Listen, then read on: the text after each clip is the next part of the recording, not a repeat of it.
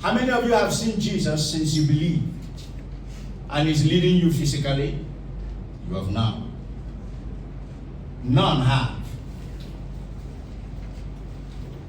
I want to actually make you a bit, shake your faith a little bit. None of us have seen Jesus. None. Jesus has not come out physically to lead anyone. We are all walking by Hebrews chapter 11 by 6. And without it is to please. For he that comes to God must that he, and he is the rewarder of them that. Without faith, you can't please him. But you are not seeing him. Can you imagine how somebody would come out and say, God said? Say, for instance, I come out right now and I said to you, God said. In your mind, the first thing you're going to be thinking is, how did I meet God?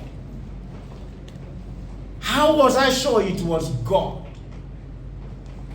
What is the proof that it was God? Who is the witness to ascertain that it was God? This is why I want you to know that your faith is actually greater than you can imagine. Because you have believed many things I have said in the name of God. And many other people that you have not even met. You have believed what they said in the name of God without ever even trying to ascertain it from another person, but you believed.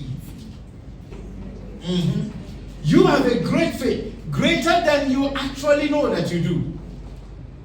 But until you begin to exercise that faith, believing that you have it, you are not going to see the action that follows it. Do you understand what I mean? That's how it works. You just exercise it, believing that you have it.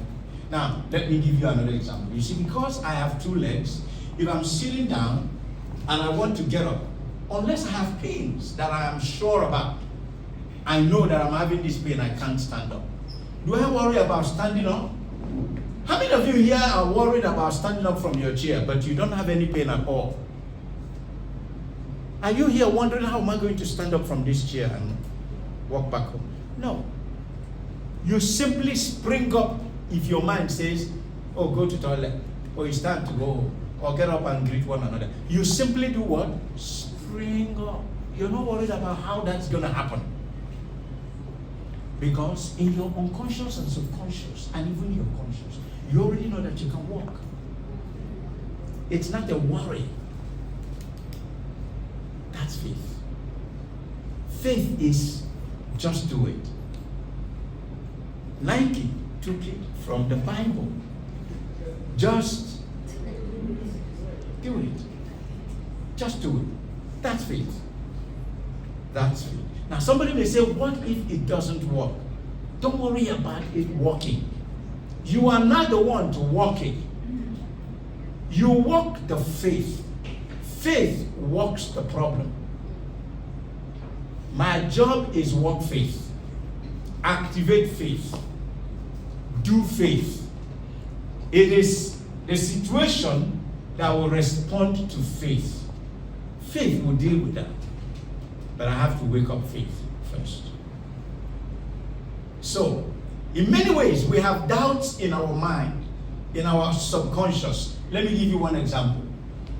If any time you have a certain dream and see like a woman or see a man or see something in your dream and you believe that it was a potent attack, that whatever you're doing is not going to work, it will always happen to you. Even if that is not going to affect whatever you're doing, if you have that dream, you're going to be so restless when you get up. Even if that dream does not pertain to what you had felt before, you will be worried. Why? It has happened over and over. But even if it has nothing to do with your life anymore, if the dream comes, you're going to be all worried. Trust. Leaders know they need help. Remember, you are a leader. You may not be the one holding the microphone right now, but you will be holding it sometime in the future. Do you think, how many of you think I was growing up and wanting to be a pastor? Never. I hated it. Did not like it for anything. Do you know how many people that were telling me, oh, you're a pastor, you're a pastor? I didn't care. It happens to others. Now, some people love it. Some people get up and they love it. And they're praying for it. Oh, Lord, I want to be a pastor. That's nice. For many of us, it was not so. You didn't want it, but it came. Hallelujah. Hallelujah. Leaders know they need help. You are a leader. You may not know you are a leader, but you are a leader. Somebody is looking up to you. If nobody, at least your children, your brothers, your sisters. Somebody is looking up to you. You are leading somebody. There is somebody that his or her decision depends on your actions. I like the testimony of our sister. She understood that as a wife, she can actually also lead the husband right. There are many of us ladies that just leave the whole job of leading to the man. We never make any suggestions. That's not good. You have to suggest. Sometimes the man is very clouded with many things. So you have to suggest. Hallelujah. Sons and daughters, you have to suggest. Remember, it's not your decision, but you have to make suggestions. Hallelujah. Leaders need help.